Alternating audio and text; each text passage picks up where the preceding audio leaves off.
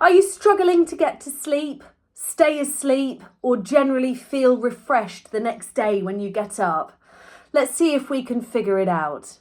I'm Heather and I help women feel well. I've got 20 years experience and I've helped literally hundreds of clients achieve lasting success with consistent exercise routines and sustainable changes to their diets.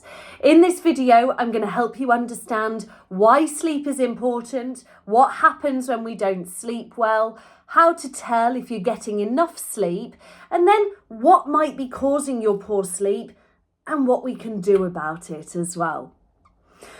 So, when we sleep, our body is doing all sorts of cool stuff. Our brain is working and repairing itself, it's consolidating memories, it's processing emotions.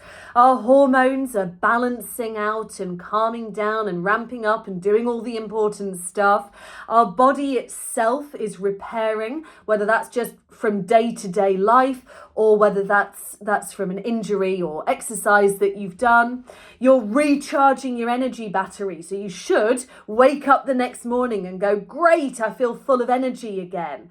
It also regulates the way your whole body is working. So like your digestion and your immune system and your stress hormones and your blood sugars, it's all getting fixed while we sleep. It's really magic. And actually, just as an example, one night of poor sleep actually makes you 25% less sensitive to insulin, which is like the main blood sugar hormone.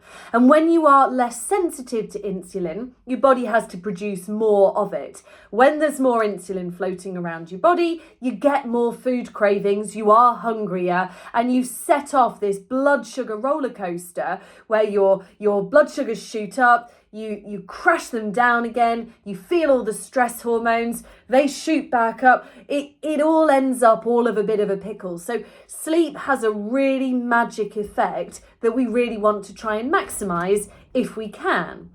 Long term, not enough sleep puts you at higher risk of type 2 diabetes, high cholesterol, high blood pressure, obesity, and actually a reduced immune function as well. So if you notice that you're picking up bug after bug after bug, it could be worth thinking about your sleep quality as well. Now, how do we know if we are getting enough sleep? The first thing I want to say is that this video is more about sleep deprivation and not really about insomnia. So insomnia is where you can't get to sleep even though you are doing all the things right. Sleep deprivation is when you are not allowing yourself enough time to get to sleep, or you're struggling to get the quality of the sleep that you're looking for. So signs that you are not getting the sleep quality that you need are obviously going to be tiredness. You're feeling tired during the day, general fatigue, so everything feels like a super effort. You might also be noticing that you're irritable, that you have trouble thinking, remembering stuff. You might find focusing on stuff difficult. Your reactions might be slower. You might have headaches. You might be more hungry. All of those things are signs that we might not be getting enough sleep. What causes poor sleep? Well, loads of stuff, like so many things cause poor sleep. It's really common for your sleep quality to decline as you get older, and particularly for women going through perimenopause, that is often a really big trigger for your sleep quality going a bit downhill.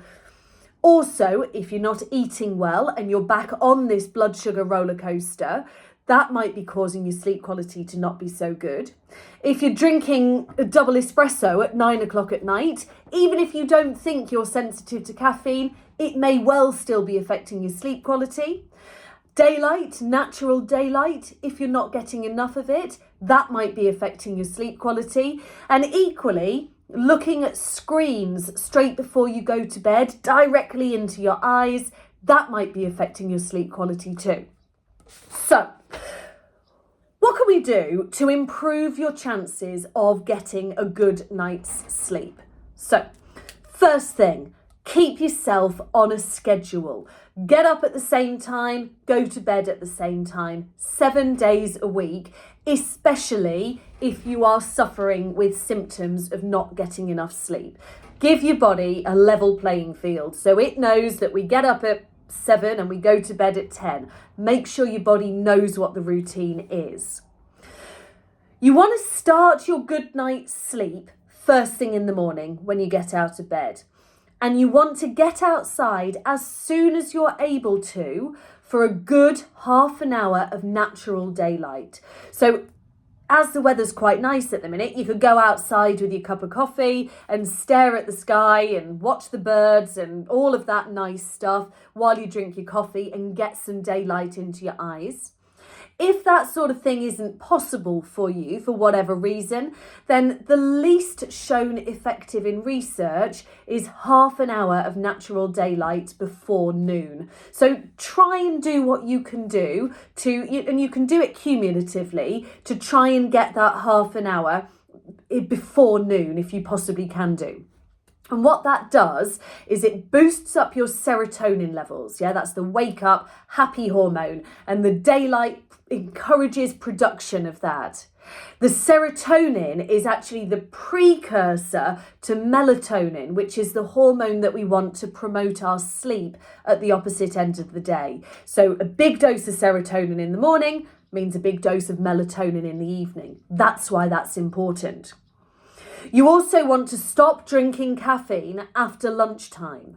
If you really can't cope with that idea, have one after lunch, but definitely no later than 2 o'clock in the afternoon. Really draw a line on that caffeine after 2 o'clock in the afternoon, absolute latest. You want to also think about your diet. Now, carbs is a really difficult thing to summarise into a very short box, but eat an appropriate amount of carbs for the activity you are doing. We can all eat, most of us can eat a serving of carbs with our meals, but the serving needs to be in proportion with everything else on our plate. Prioritise protein, eat a serving of fat, and have some carbs as well. The more active you are, the more carbs you can afford to have, but it's all very, very individual. Play around with it, and some people find they do better on slightly fewer, and some few people will find that they do better on slightly more carbs. Play around with that. Make sure your carb intake is appropriate for you so you're not on a blood sugar roller coaster straight before you go to bed or across the day, because it all has a knock-on effect. Now we need to make sure we are creating sleep pressure. We're making our body need sleep. And the best way to do that is by not being inactive. So get up, do something active, make your body need the sleep at the end of the day. Now, that can be structured exercise, or it can just be being active. Go for a walk, do some housework. It can be all of that stuff. If you are listening to this and thinking, well, I already do loads of exercise, I don't need to think about creating more sleep pressure. It's possible that the exact opposite is true for you, because one of the first signs that you are doing too much activity is that your sleep quality is declining. So if that is you think you might be doing a good amount of activity, like a lot of activity, and you've got poor sleep, just consider whether it could possibly be a thing that's deteriorating your sleep quality, and think about playing around with doing a little bit less activity and see how that works for you. Either way, we don't want to be doing structured activity within 4 or so hours of trying to go to bed, because we don't want to create all the stress hormones and those happy hormones straight before we go to sleep. We want to not eat our dinner too late, so our digestion isn't busy doing its thing while we're sleeping.